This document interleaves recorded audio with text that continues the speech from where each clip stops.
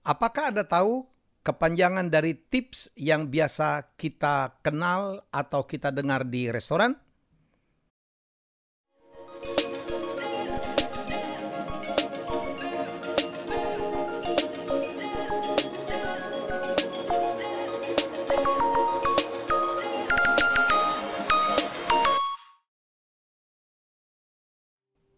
Artinya ternyata adalah dalam bahasa Inggris to ensure promptness. Artinya untuk memastikan kecepatan dalam pelayanan dan sehingga disingkat menjadi tip. Itulah menurut New York Tribune tahun 1895 asal kata tip yang merupakan singkatan sekali lagi to ensure promptness yang tertulis pada kotak-kotak koin di tavern-tavern atau kedai minuman di Inggris kala itu.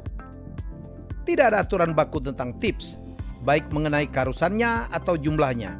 Di hotel, restoran, bar, dan sebagainya yang menambahkan service charge yang bervariasi antara 5 hingga 20%, tip sebenarnya tidak harus lagi. Di hotel-hotel di Amerika Serikat, terutama di kota-kota besar, jangan lupa memberi tips paling tidak 10% kepada bellboy yang membawa koper. Bila tidak, ia akan tetap berdiri di pintu seperti yang mungkin pernah Anda lihat di film-film. Budaya tip di Amerika Serikat yang kemudian berkembang ke seluruh penjuru dunia dimulai setelah Perang Saudara Amerika Serikat selesai.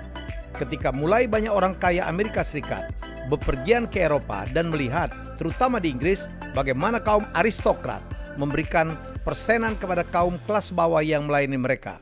Kembali ke Amerika, orang-orang kaya ini mulai memberi persenan kepada yang melayani mereka yang umumnya adalah para bekas budak.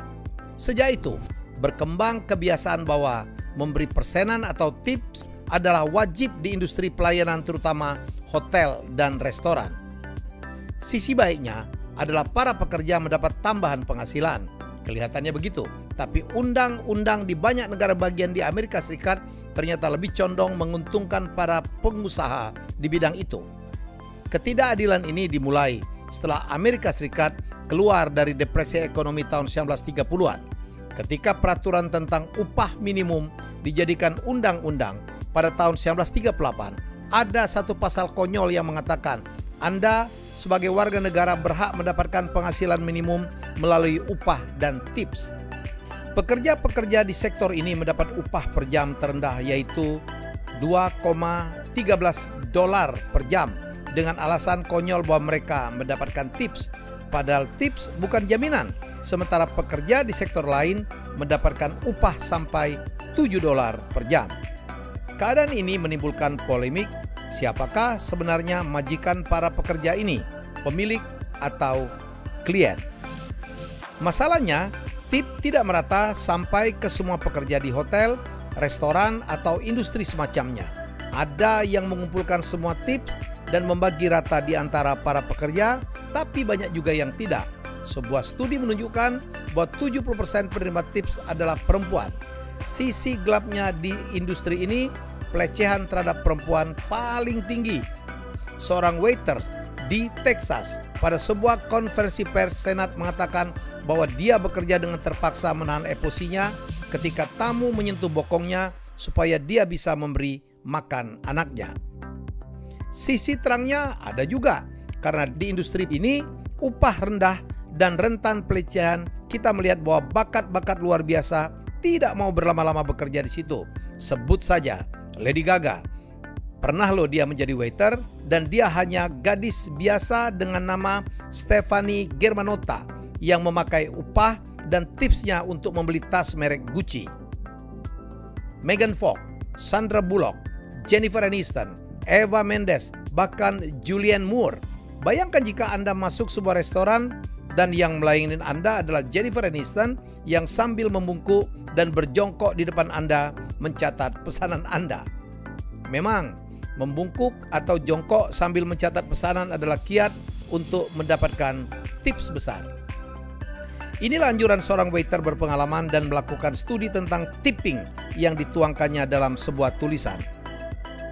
Layani tamu yang berlawanan jenis, membungkuk atau berjongkok ketika mengambil order, Jika ada kesempatan, mengobrol sedikit dan berikan tamu permen bersama bonnya setelah selesai. Kiat itu rata-rata berhasil, bahkan terhadap tamu yang pelit sekalipun. Masalahnya adalah tinggal berapa besarnya. Seorang bartender di St. Louis pada tanggal 11 September 2013 mendapatkan tips $200.000 dari seorang tamunya yang datang bertiga dan memesan makan siang dan minuman seharga $111,54 saja. Tips luar biasa besar tersebut ditambahkan tamunya diselipkan di pembayaran visa. Sialnya, visa menolak membayar tips tersebut dengan alasan terlalu berlebihan. Anda boleh tidak suka pada Donald Trump, tapi pada tahun 2007 di Buffalo Club, Santa Monica, Donald Trump yang makan dan minum sebesar $84 memberi tips $10.000 kepada waiternya. Kamu sangat baik dalam pekerjaanmu, katanya kepada waiter. Johnny Depp memberikan seorang waiter di Gibson Steakhouse, Chicago, tips sebesar $4.000 ketika sedang syuting film Public Enemies tahun 2009. Dan pada tahun 2012, seorang waiter D'Amico Italian Market Cafe di Houston menerima tips $5.000 dari sepasang tamu yang katanya ingin membantunya membeli mobil. Tips yang terbesar sepanjang masa adalah yang diterima Phyllis Fenzo, waitress Sal Pizzeria di Dobbs Ferry, negara bagian New York pada tahun 1984.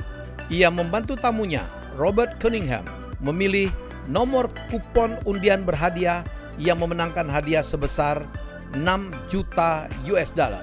Robert Cunningham membeli Phyllis Fenzo tip sebesar $3 juta. 10 tahun kemudian, cerita tentang tips $3 juta ini menjadi film It Could Happen to You dengan bintang Nicolas Cage dan Bridget Fonda.